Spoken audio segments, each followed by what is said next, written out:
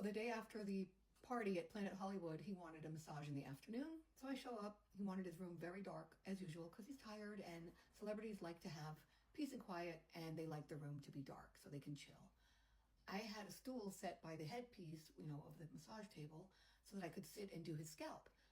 Then I started doing one of his arms, and I forgot that that stool was there, and it's super dark. So I actually did a flip over the stool and landed on my ass.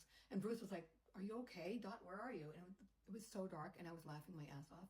And he's like, "So I'm going to call you Mrs. Bean now," because Mr. Bean was popular at the time, and he's very clumsy. So as a nickname, Bruce was calling me Mrs. Bean. It was really funny. So then I did his other arm, and he was telling me that, he's going to be in Italy in a month, and he might call me again. And here are some pictures I took with my self-timer. And, we got along really well. And he was asking me about my love life and stuff. And I told him I was dating a guy younger than me. And he's like, "Oh, don't waste your time on them." And it seemed like he was really interested in me. But, I mean, he's a client. He's a celebrity. I don't want to be known as Bruce Willis's girlfriend. You know what I mean? I'm just like not... If I wanted to date celebrities, I would have done that a long time ago. First guy I ever dated was Joey Ramone. And I've never dated any celebrities since then. So Bruce was, giving me flowers and treating me and my girlfriends really well and stuff. So I could tell that he really liked me. And nothing unusual happened. He went away. And then a month later, I'm like cleaning my turtle cage. I bought a couple more turtles with that big tip he gave me. And the phone rings. And the guy's like, "Hey, Dot, it's Robert." I'm like, "Robert." And he told me his last name. I don't want to say his last name because I don't want to get in trouble. But he's like, "Bruce wants you to come to Venice, Italy." I'm like, "Oh, wow." I go, "When?" He goes, "Like tomorrow?" I'm like, "Okay." He goes, "Can you come?" I said, "Well," I go, "Can I bring a girlfriend? Because I'd feel safer and, I need an assistant." He goes, "Who?" I said, "Satu. Remember you met her, the Finnish girl." He goes, "Oh yeah, bring her. Definitely bring her." So I had to find babysitting with the dad, and me and Satu were crazy packing, and we flew like first class to Venice, Italy. And we were picked up by a first-class boat in Venice. It was like unbelievable, the treatment we got. We were getting treated like queens. We could not believe our luck. We were just like so excited. And we got put up in the Gritti Palace, which is one of the nicest hotels. And we were like curious at the check-in. We're like, "So how much does this room cost per night?" And they're like, "We can't tell you because you're a guest." I'm like, "Oh, come on, just tell us." And they wouldn't. So we just got some pamphlets and figured it out. It was like $1,000 a night. We were like, "Oh my God." It was a giant room. And we got free breakfast buffet. We woke up and we went power walking. I had a beeper on me, and anytime the beeper went off, I would have to go back to the hotel to massage Bruce. The whole reason Bruce was in Venice, he was filming a movie with Michelle Pfeiffer called The Story of Us. And he wanted me there so that he could get a massage anytime he had a break from being on set. Because it's very stressful to be on set, and it wasn't even that warm. It was kind of cold.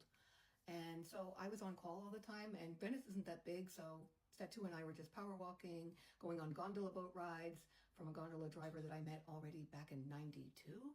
And we were going out to eat and stuff. We were having a fucking blast. But I did have to go back to the hotel quite a few times and massage Bruce. And we got to know each other really well. And,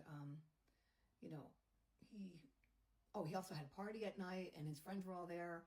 And they're all standing up, taking turns, saying jokes. And Bruce kind of got pissed when other people were taking too long to tell their joke. Anyhow, it was really a great time, okay? And Bruce was really wearing me down, like we started to get closer. And then he said he wants to come back and see me in Berlin to celebrate his birthday because he was turning 44. His birthday is March 19th.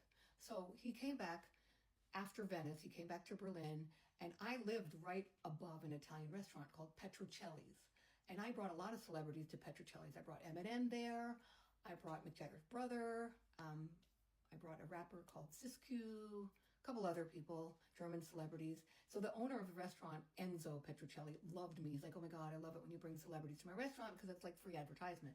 So at this point, the press is following me around because they know something's going on. They've seen me with Bruce a few different times in public. And so there's paparazzi like lurking around. Anyways, we told the restaurant that we need a birthday cake because Bruce is turning 44. So Mama Petrocelli was super excited, and she made a homemade cake for him that said, "Happy birthday, Bruce." And, he blew out the candles and stuff. And me and Bruce had been like close and very flirty and everything. But I went to the bathroom, and Antonio Petrocelli the younger brother of Enzo, who's also part owner, had a fiancée named Sophia who looked a little bit like Demi Moore. In fact, I forgot to tell you this one thing. All of this was happening when Bruce was separating from Demi Moore. So he wasn't together with her. That's when the marriage was like over. It was dissolving. So when I came back from the bathroom, Sophia told me in German, by the way, Bruce asked me for my phone number. I'm like, did he? Interesting. Isn't that cute? And she's like, yeah. I'm like, okay. So the guys, Bruce and his guys, asked us to come back to the hotel to party. Like, we're not done partying. Thanks for the food. Everything's fine in the restaurant. Well, we want to continue the party at the hotel. So Bruce was laying tracks at the hotel. He got his DJ machine out, and he fucking has the best taste in music, like I told you. And they had another cake and champagne and everything you could want. So it's me. Sophia is Greek. Satu is Finnish. Jacqueline's Colombian. I'm American. So there's 4 girls and there's like 5 guys. Anyways, we're all partying our asses off.